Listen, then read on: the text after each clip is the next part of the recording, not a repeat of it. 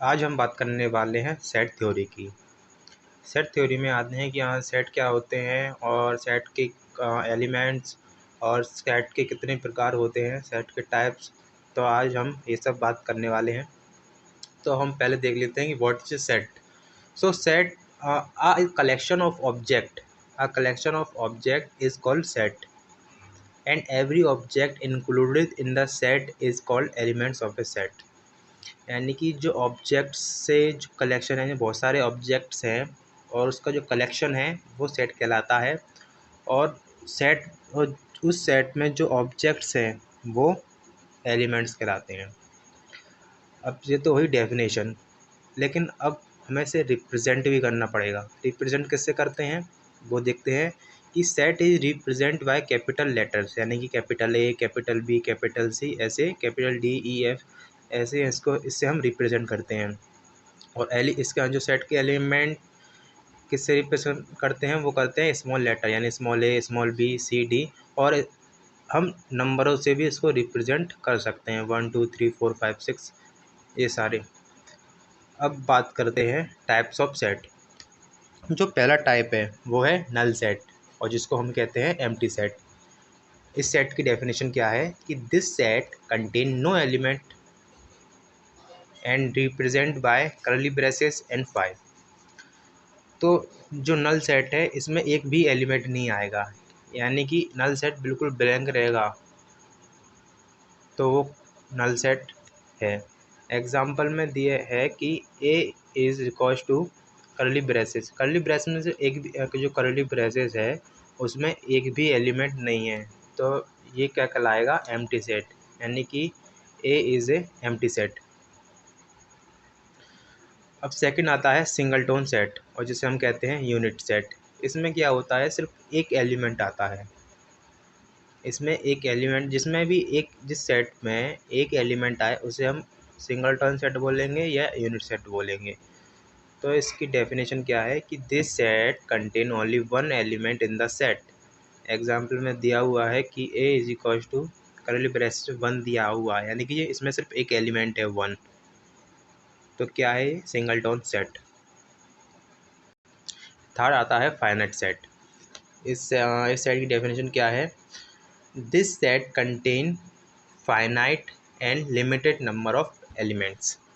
यानी कि जो फाइनाइट सेट है इसमें limited numbers and limited elements होंगे, यानी कि जिसे हम आसानी से काउंट कर सकते हैं उसे हम बोलते हैं लिमिटेड या फाइनाइट।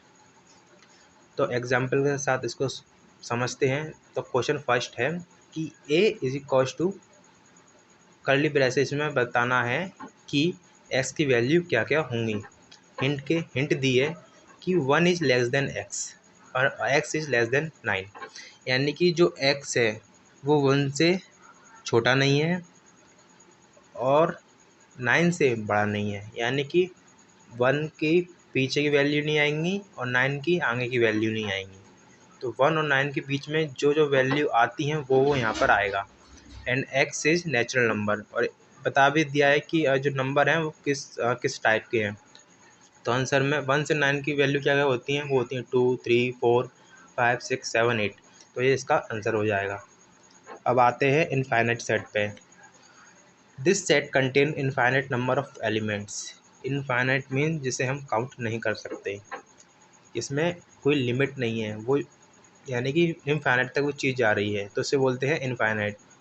तो क्वेश्चन के साथ इसको समझते हैं। क्वेश्चन 1 है, इसमें सेट बी है, इसमें अभी एक्स की वैल्यू फाइंड करनी है और हिंट दी हुई है कि x is greater than x, greater than 6। X is greater than 6 और एक्स जो है उसका टाइप दिया है कि x is a natural number. तो हम इसको देखें तो एक्स नेचुरल नंबर है, यानी नेचुरल नंबर क्या होते हैं, 1 2 3 4 5 6 7 8 9 10, ऐसे ये नेचुरल नंबर होते हैं। ठीक है, इसमें क्या दिया है कि x ग्रेटर देन 6, यानी कि बता दिया कि जो x है वो 6 से छोटा नहीं है, 6 से बड़ा है। यानी 6 से बड़े क्या क्या आते हैं, 7 8 9 10 11 12। इसने बता तो दिया कि x जो है 6 से बड़ा है, लेकिन बताया नहीं है कि लिमिट कहाँ तक है। लिमिट नहीं बताई है, तो लिमिट कहाँ तक चली जाएगी, इनफाइनाइट तक। तो ये कहलाएगा इनफाइनाइट सेट। अब फिफ्थ है सबसेट। इसकी definition, if A and B are sets and every elements of A is also an element of B, then A is a subset of B and it is denoted by A less than and equal to B। तो इससे हम represent करते हैं और इसे हम example के साथ समझते हैं। तो एग्जाम्पल में दो सेट दिए हुए हैं, एक है ए और एक है बी। ए में 5 एलिमेंट्स है 1 2 3 4 एंड 5, और बी में 9 एलिमेंट्स है 1 2 3 4 5 6 7 8 9। अब यहाँ पर हम देखें तो जो 1 2 3 4 5 है वो बी में भी है, बी में भी है, तो क्या हो जाएगा, A is A subset of B, A is A subset of B. ठीक है, लेकिन अगर हम बी को कहना चाहें, अगर हम बी को कहें B is A subset of B, तो ये क्या पॉसिबल है? नहीं, क्योंकि जो बी है उसमें ज़्यादा एलिमेंट्स हैं, बी में ज़्यादा एलिमेंट्स हैं और ए में कम एलिमेंट्स हैं। तो बी क्या होगा, बी सुपरसेट कहलाएगा, B is a superset of A.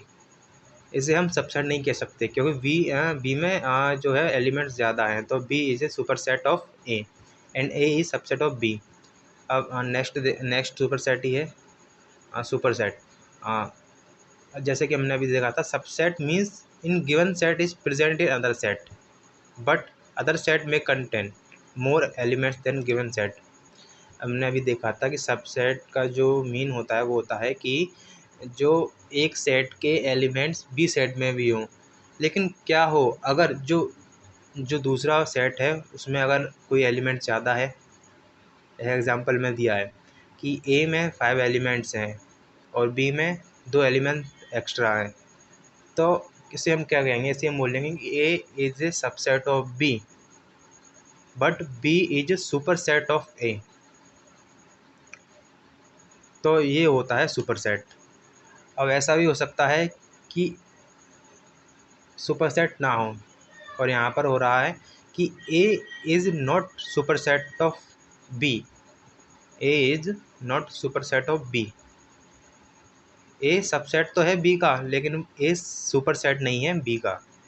तो मतलब जो सेट थ्योरी है इसमें हम नॉट हैव, नॉट को हम बोलते हैं प्रॉपर, प्रॉपर सबसेट या proper superset. Next example, next type है वही है proper subset.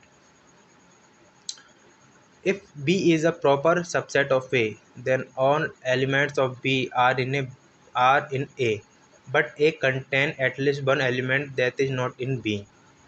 Example: if A is equals to 1 3 5, ठीक है, और B is equals to 1 5, यानी कि क्या है, ये प्रॉपर सबसेट है।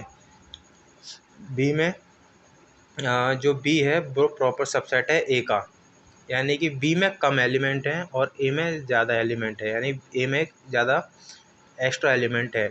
तो बी क्या होगा, B is a proper subset of A.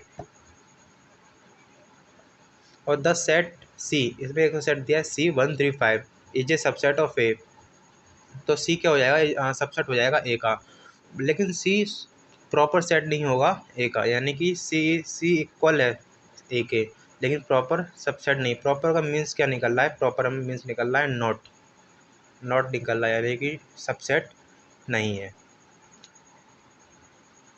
अब है equal set. Two set are said to be equal if all the elements in A are in B and all the elements B and all the elements in B are in A। For example, A में 5 element हैं और B में 5 element हैं, दोनों में same element है, then both the sets are said to be equal, यानी कि हम ये भी बोल सकते हैं कि A is a subset of A, और ये भी बोल सकते हैं ए की B is a subset of A. अब आता है, अब 8 है कि पावर सेट। तो इसकी डेफिनेशन क्या है, basically this set is the combination of all set and all subset including null set, and it is denoted by capital P और ब्रैकेट में capital A. If the given set has n elements, then its power set will contain 2 की power n elements. It also represents the coordinately of power set.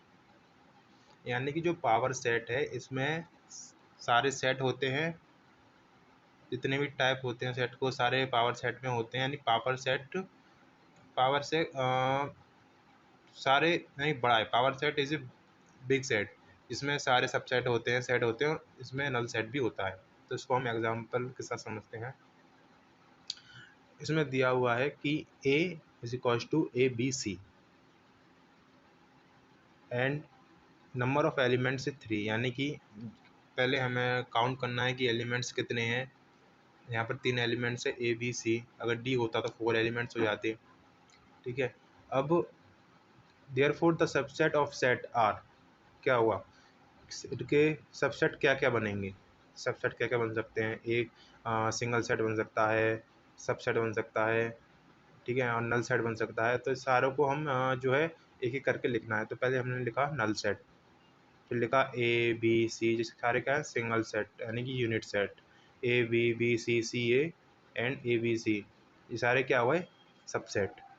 तो इनको हमने लिख लिया। तो इनको हमें जैसे पहले लिखा था ए बी सी, अब उनकी जगह लिखना है ये सब चीज़ नल ए बी सी ये सारी लिखने हैं।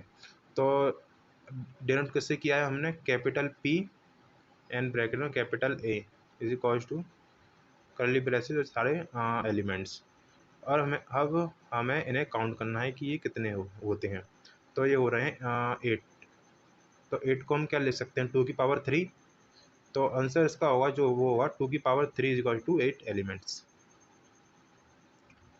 तो ये था सेट एंड सेट के जो टाइप्स होते हैं वो।